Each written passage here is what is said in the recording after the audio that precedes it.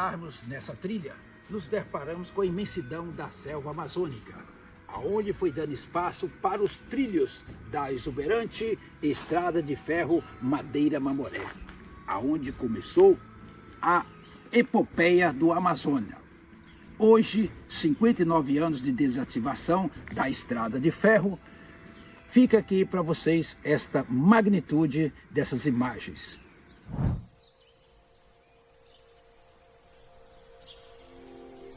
No coração da Amazônia, em meio à vastidão da floresta, ergueu-se uma obra monumental, a Estrada de Ferro Madeira-Mamoré, conhecida como a Ferrovia do Diabo. Hoje, a Estrada de Ferro Madeira-Mamoré ainda atrai turistas e estudiosos de todo o mundo interessados em conhecer a história dos trilhos que cortam a Amazônia. A minha vinda para cá foi no ano de 1961. Me lembro quando eu vim para cá, eu vim de Manaus, de avião até Porto Velho. De Porto Velho pegamos o trem, Maria Fumaça, né? Que para a viagem chegar até aqui, Vila Murtinho, era 2 dias de viagem. O trem parava para fazer pernoite lá na Bonã. De manhã a gente vinha, pegava o trem novamente e chegava em Vila Murtinho, meio-dia, 1h. Não tinha hora certa para chegar, era a hora do almoço. Ali morei com minha irmã, que era casada com um senhor que era representante de uma firma de Manaus, que comprava borracha que vinha de Bolívia para fazer exportação, né? Então ali eu encontrei o João Clima, que nós casamos, logo em seguida casamos, né? Em 61 mesmo, nós casamos, em agosto, 11 de agosto, onde ficamos morando.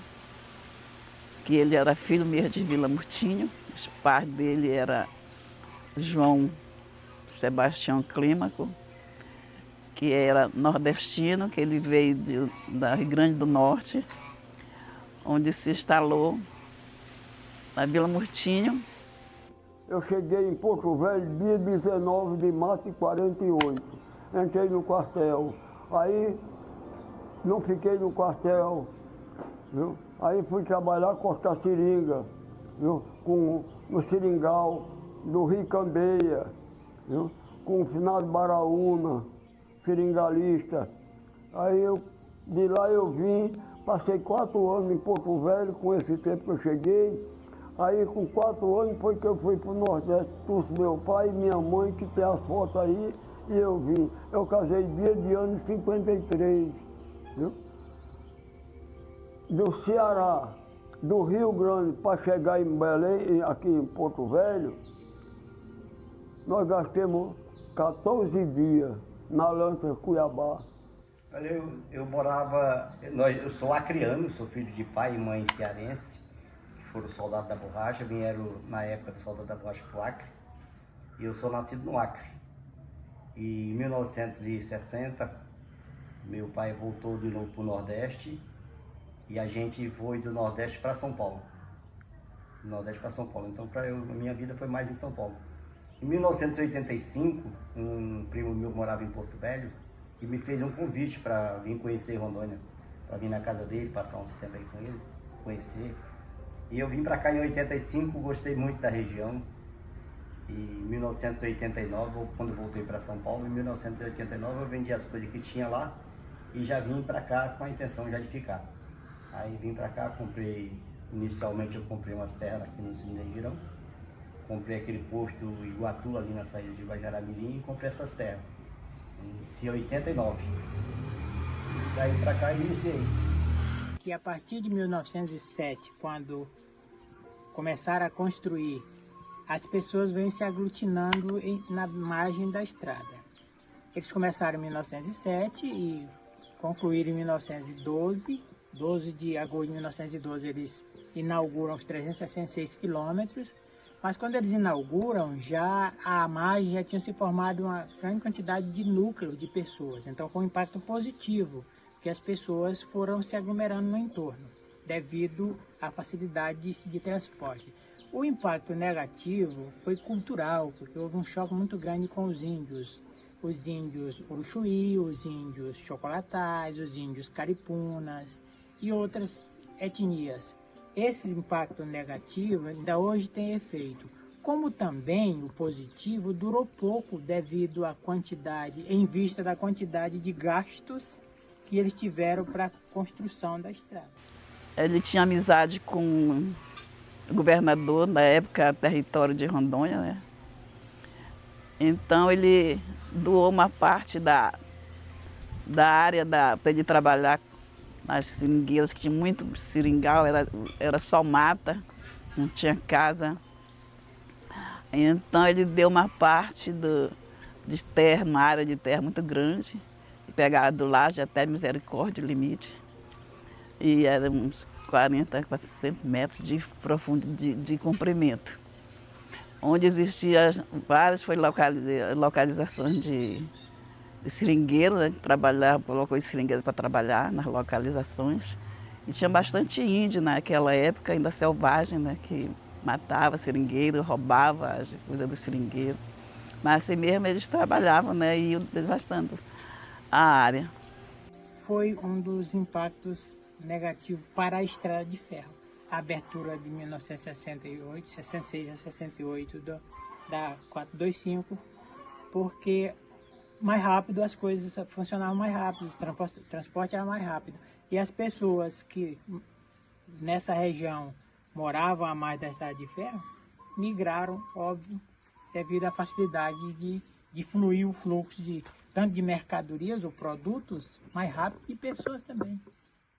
Foi um desafio muito grande administrar Nova Mamoré, pelas dificuldades que tinha, a quantidade de estradas vicinais era muita, os recursos eram muito próprios, não tinha receita própria, ninguém pagava IPTU naquela época, não se tinha ainda essa cultura de pagar, então cada um cuidava ali do seu terreno, mas foi muito difícil esses 4 anos de mandato, muito complicado. Depois entrou o INCRA, já foi doando, deixando o pessoal que podia pegar terra, né? Já era a área do INCRA, já podia pegar terra, aquele pessoal foi entrando e foi pegando terra. Aí eles fizeram um acordo com a senhora, que na época que tomava conta do seringal, que era minha cunhada, né? Eles fizeram um acordo, que eles iam doar outra terra. Como eles doaram, né? Doaram uma terra lá para 20, mas saiu no nome da outra, né? Da outra Maria Luísa, que o nome dela era Maria Luísa também. Para dizer para você não acredita. Olha, tinha o quartel da Marinha, tinha o quartel da Polícia e tinha o quartel do Exército, lá do outro lado, tudinho naquela ilha. Tinha três comandos. Isso é fora os vizinhos que moravam. Viu? Isso é fora os que moravam. A Mirabuti foi grande, não lá foi grande demais, era gente demais. Do outro lado ali, na boca do Bene.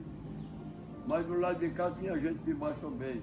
O trem saía de Porto Velho 9 horas de Guajará, almoçava na Vila Burti, dormia no Abonão, no pernoite do governo. O outro saía de Porto Velho 7 horas, almoçava no Jaci, dormia no Abonão, os 2 trens. Era 4 trens por semana, de horário, fora os trens de carregar boi, de carregar borracha e castanha. Os que ficaram são as famílias chamadas famílias tradicionais, né? Nós estudamos muito isso na história. As famílias tradicionais são também as fontes históricas oculares, ou visuais, que viram. Alguns deles ainda não foram embora, ainda estão por aí, como é o caso do seu Chaga. Mas outros foram, porque o desenvolvimento com a abertura da BR e a migração do povo para lá, em virtude da fluidez do fluxo de mercadorias e produtos que eram coletados, facilitou a vida deles, no entanto. E aqui a estrada de ferro entrava em decadência. Então as famílias, atrás de melhorias, migraram e isso causou um impacto lá, muito positivo. Surgiu a Boca, depois a Vila, depois a Vila Nova, depois a Nova Mamoré e posteriormente, ou a Vila Nova do Mamoré e posteriormente, hoje Nova Mamoré. Então foi um impacto muito positivo nesse sentido. Muita gente ainda ficou na Vila Murtinho, né? Porque tinha suas casas por lá, ficaram, e outros já vieram para cá. Uma coisa assim foi crescendo assim, pouquinho, né? Chegava um, chegava outro, e foi pouquinho, e foi. Eu morei na Vila Murtinho, onde a Sônia nasceu em Vila Murtinho, o João nasceu em Vila Murtinho, o Beto nasceu em Vila Murtinho, o Walter nasceu em Vila Murtinho. O Mauro já não nasceu, já nasceu em Guajará, nós morávamos em Vila Murtinho. Aí quando nós fomos para o Iata, nós ainda fomos, que ele foi delegado no Iata também, né? Nós fomos de trem ainda para o Iata. Vila Murtinho era um centro bem desenvolvido, porque tinha a época da borracha, vinha muita borracha de Bolívia, né? E vinham os compradores de borracha, os trens cheios de mantimentos que levavam para a Bolívia. Tinha aquela transição, né, de exportação e importação. E era bastante animada, as festas também eram animadas, todo mundo ali unidos, animados mesmo. Naquele tempo a Vila Murtinho era grande, rapaz, tinha gente demais, tinha o gerente, tinha a estação de trem, tinha o gerente da estação, o finado Zeca Ribeiro, e tinha delegado, tinha prefeito, tinha tudo. Não tem esse cemitério aí? Pois daqui, ó, daqui dessa casa aqui. Eu fui assinar o documento que eu dei o terreno para o cemitério. Passei o Ruiz Almeida de Guajará-Mirim, que era o prefeito. Quem me levou aqui, você não conheceu não. Essa daqui conheceu demais. O finado Dego saiu da prefeitura da Vila Murtinho, veio me buscar aqui no jipe. Me levou lá para poder assinar para o cemitério. Quando chegou lá, eu assinei 100%. Mas botaram o nome do meu pai. Mas quem doou foi eu e minha mulher. Doemos e assinemos.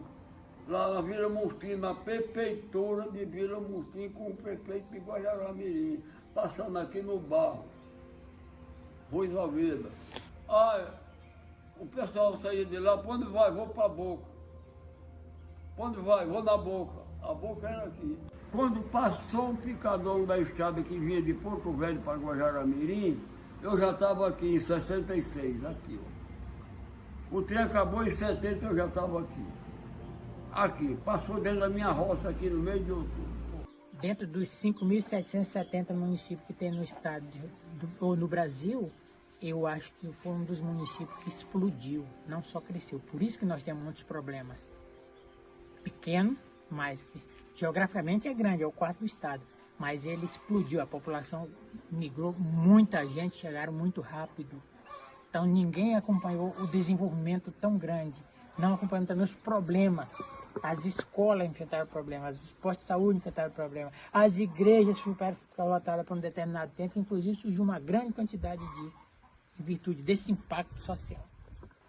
Teve a época que nas eleições, ele se candidatou a vereador, que daí era distrito de Guajará-Mirim. Então ele foi eleito por Vila Murtinho, Vila Nova e Guajará-Mirim, o primeiro vereador de Nova Mamoré, né? Então ele já, naquela época, ele já tinha uma visão de ver essa cidade crescer, né? Ele tinha o slogan que falava Vila Nova do Mamoré, futuro município. Era o slogan dele. Eu fiz naquela época, aqui não tinha asfalto ainda. Eu fiz 25% de todas as ruas. E na época dava 12 quilômetros de asfalto. 12 quilômetros dava 25% de todas as ruas. Deixei totalmente asfaltado. Foi o maior índice de asfaltamento dentro do estado de Rondônia, pela quantidade de rua, foi o meu. Então eu consegui uma credibilidade junto aos parlamentares, aos senadores e deputados. E fui trazendo recursos, trouxe recursos de todos os partidos.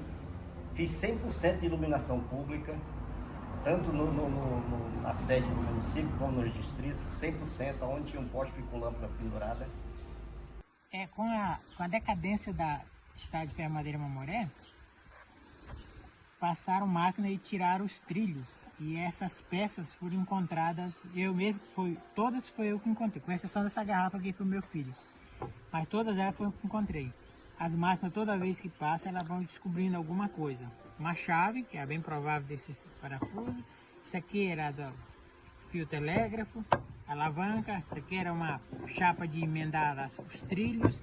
Essa aqui não sei de que era. Parafuso, 2 tipos de parafusos que eram postos para segurar os dormentes. Que era para fixar os parafusos, era no dormente, para fixar o trilho. E assim posteriormente. E aqui era uma outra peça que eu não tenho a mínima ideia de que seria. Então, o que nos resta da Estrada de Ferro é esse legado aí, ó. Esses objetos aí que foram encontrados ao longo do tempo depois que ela foi deteriorada ou parou de funcionar. Está aqui disposto, quem quiser para levar para o museu, está aqui. Ele tem uma variedade deles.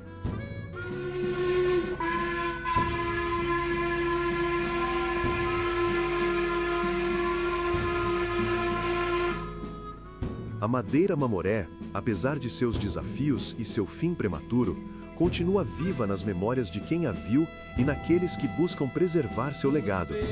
Uma história que jamais será esquecida. Este documentário que vocês acabaram de assistir foi para contextualizar a história de como surgiu Nova Mamoré até a potência que é hoje o nosso município. E quero aqui agradecer desde já os atores envolvidos neste vídeo, que muito colaboraram com relatos de sua história vivenciada no seu cotidiano à época.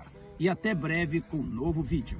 E andava o trem na madeira mamoré.